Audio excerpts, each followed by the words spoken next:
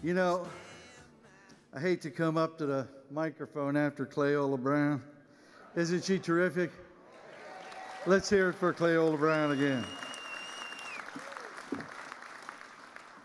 And Ron, let me thank you for that great introduction and say hello to my brothers and sisters from the ATU. It's good to be with you here in Orlando on such a beautiful day outside, right?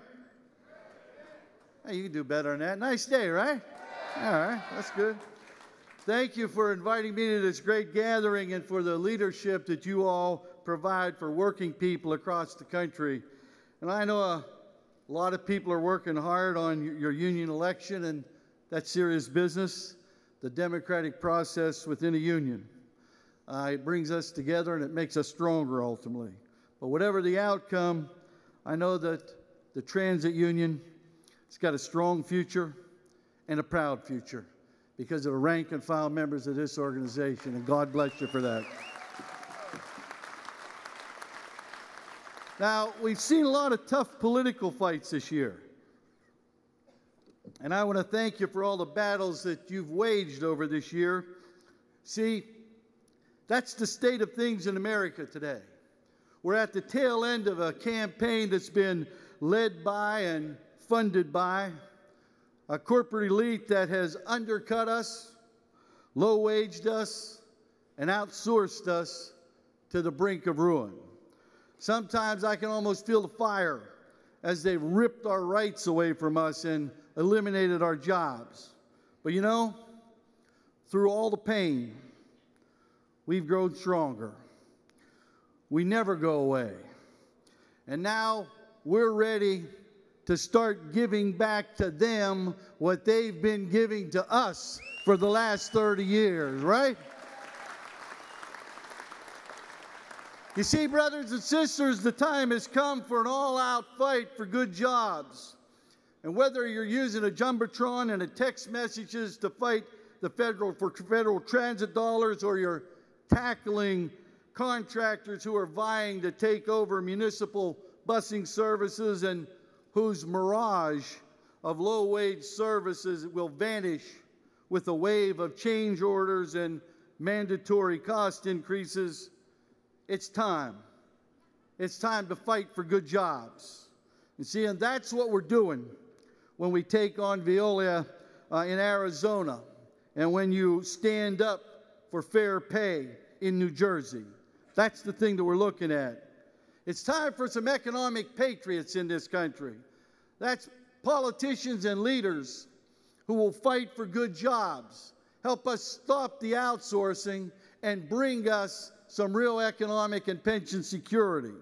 And not for the politicians whose shrink the government policies have left cash-strapped cities and states desperately trying to provide services and avoid layoffs with precious little in the way of resources and revenue.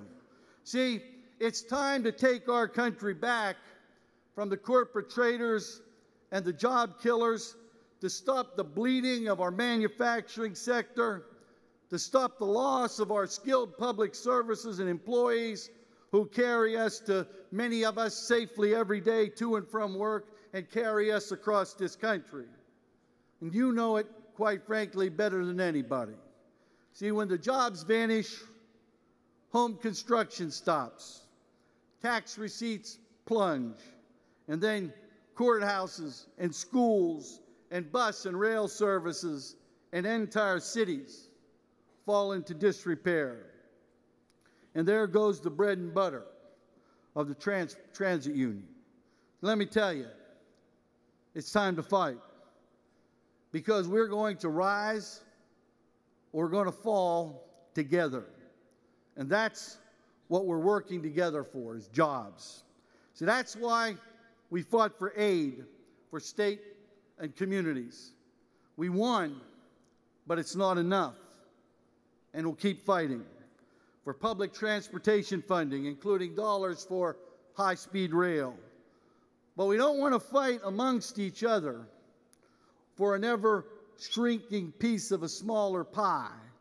We don't want to be fighting for each other, against each other, because we need common sense legislation to give transit agencies' local control, and the reauthorization of the Safety Law, the Safe, Accountable, Flexible, and Efficient Transportation Equity Act, a legacy for users, and a 20% increase in the federal transit program to help us get rid of the $2.2 trillion infrastructure that we have in this country and make us more competitive as a nation because we have a stronger infrastructure.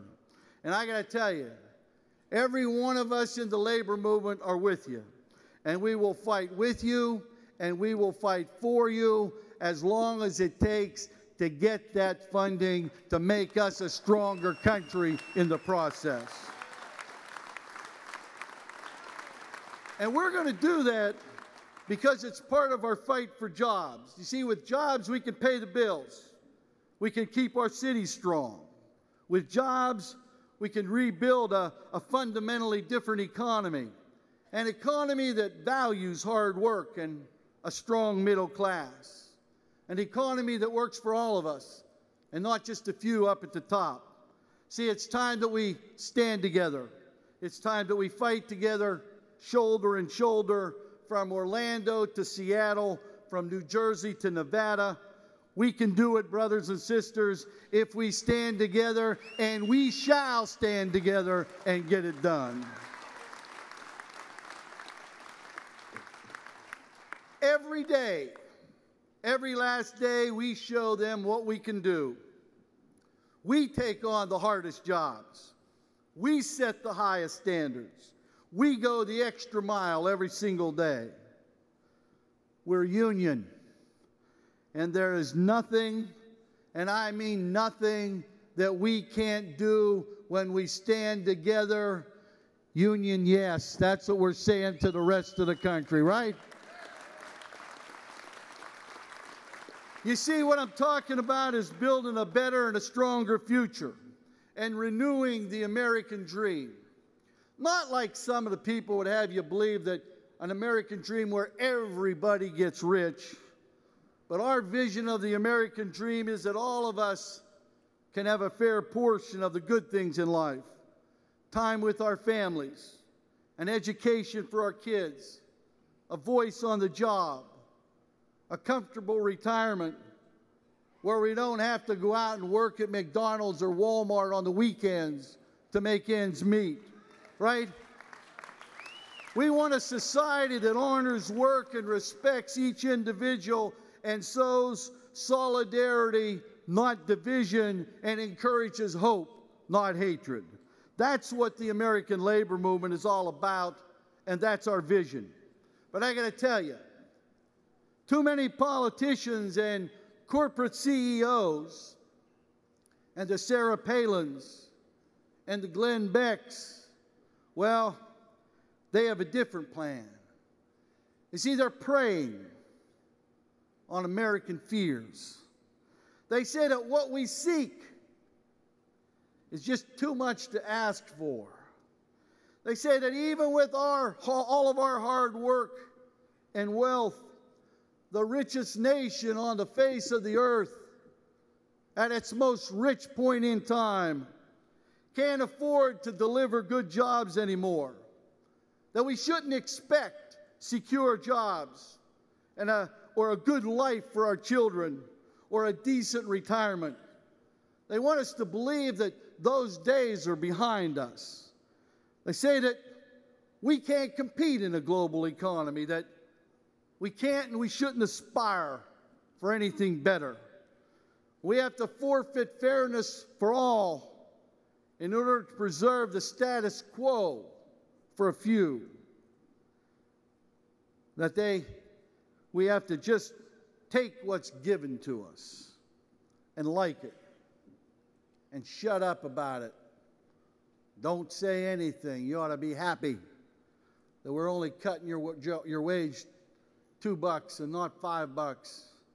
See, we see American companies that have given up on our country. They've given up on America. Corporations are holding on to $837 billion in cash without creating jobs. Banks are clutching onto $1 trillion without lending to small businesses and consumers. And too many CEOs have decided to extract every dime that they can out of working people. The big health insurance companies, the same ones that racked up tens of billions of dollars in profit last year and paid their CEOs megabucks in bonuses.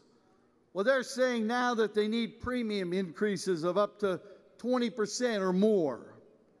And what's the reason? Greed. That's the only reason they have. Now, I got to tell you, that's one ugly vision of America. It's a bleak vision. Theirs is a bleak vision of a weak nation in decline. Brothers and sisters, that's the true corporate vision for America. And they want to hide it behind a wall of false populism and name-calling. That's Viola's vision of America. And the truth is as simple as it is hard. As Cleola told you, our economy's in bad shape, and a lot of people are hurting. A lot of people are suffering. But it darn sure won't be the bankers who put America together again and put us back to work. It won't be the Tea Partiers.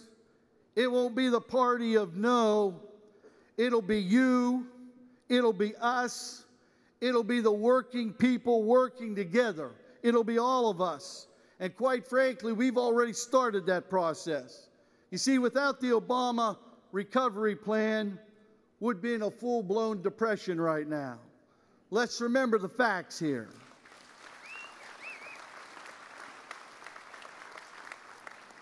Broke and in bad shape, the city of St. Louis laid off 500 members of the transit union. Federal dollars from our president brought those jobs back. That fight's not over. That fight's not over, but now we're playing offense. We're not playing defense, and we're in a better position. Our president reversed Bush's ban on PLAs, and he stood in the way of federal contractors who used to use federal tax dollars to bust unions and to block organizing drives. Our Secretary of Labor's hell-bent on stopping the misclassification of employees by cut-rate employers. And we've seen job growth in the private sector for 8 straight months. This president, in 2 years during a recession, created more jobs than George Bush did in 8 years with a great big surplus.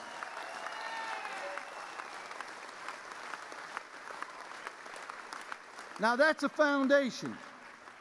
It's not nearly enough, but it's something to build on. Now, we're going to come out of this recession stronger than ever, but that doesn't make it any easier today. I know that it can feel like 2 steps forward and 4 steps back sometime. We've got a lot of ground to make up. This is the worst economic environment any of us have ever seen. But this is no time to turn back to the agenda that nearly created economic Armageddon in our country. We've got to keep moving forward and to rebuild our middle class, to shore up retirement security, and to build a strong America for our kids and for their kids. You see, we've got a lot of work to do. Brothers and sisters, that's why my message to the hand-wringers and the naysayers and the detractors and the party of no is, if you don't believe in America, get the hell out of the way, because we're going to get this country back on track, and we're going to rebuild the middle class with good jobs.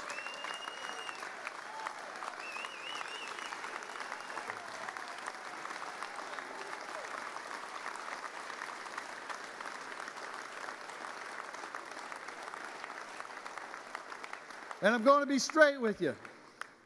If you're not out fighting for working family candidates this election, if you're not out firing your members up, if you're not mobilizing your members, then truly you better get your head examined. Because if you're not out leafleting your members, phone banking, door knocking, you better get into overdrive fast. And I mean fast. Because if our allies lose, we're going to be playing a whole lot of defense. And it's not going to be pretty in the next couple of years. Here's a fact. Our members trust their union. And when their unions endorse a candidate, our members listen to that endorsement. They vote for that candidate. That's the good news. The bad news is right now, as we sit here, 68% of our members don't know who their unions endorsed. Now that's something that any union, big or small, can remedy, and they can do it real quick. See, it's only 36 days until Election Day. And there are races all over this country that we can win, that we're going to win, if we do what we know how to do. We make the difference. We've got no excuse. Working race by race, working our political program, we know it works. So if we educate our members, if we mobilize our members and turn out our members, we're going to win. And so what if it won't be easy? We understand hard work, don't we? We always fight against the odds. And guess what? We fight against the odds and we win. We win because we must win. That's what we do, because we're union. Now we know that the anti-worker politicians and the corporations and the ideologues, they don't want the union vote. They don't want your vote at all. They want you to stay home. They want you to get frustrated. And they want you to get angry so that they have a walkover come Election Day. Because for 2 years, that's been the corporate-backed project. Stop all progress, stomp on all hope, and to keep us down. But guess what? They can't keep us down because we're fighters. We know what a John Boehner will do if he gets the Speaker's gavel in the House of Representatives, because he's told us what he'll do. He'll privatize and cut Social Security and raise the age of retirement.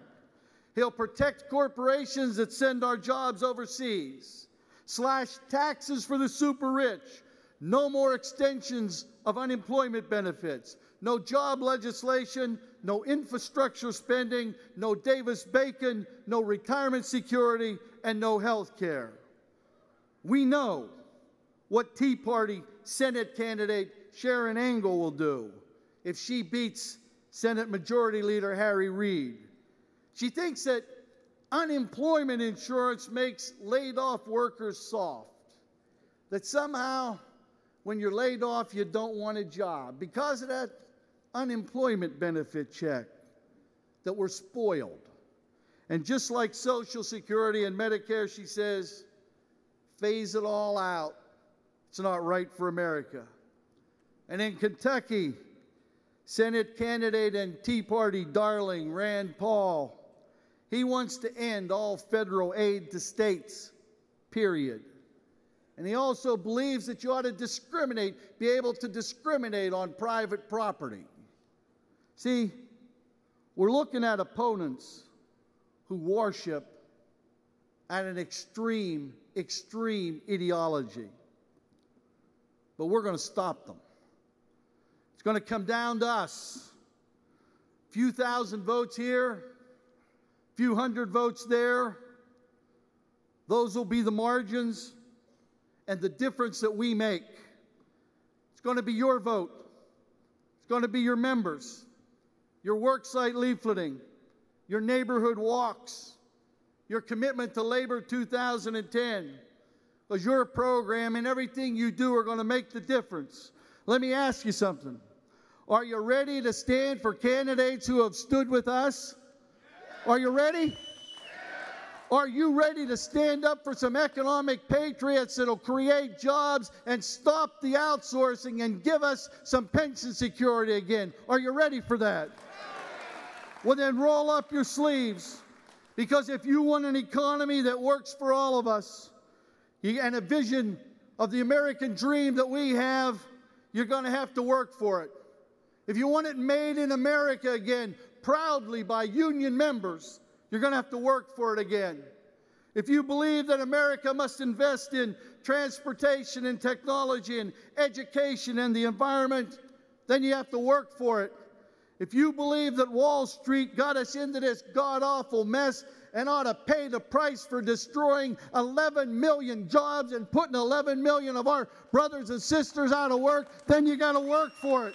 You see, work for it, because that's the only way we get ahead. Stand together, march together, fight together, vote together, and we will win together. We're not going to let anyone, and I mean anyone, stand in our way. It's time to rebuild the middle class with good jobs, good union jobs, and we won't let anyone stand in our way. God bless you. Keep up the fight.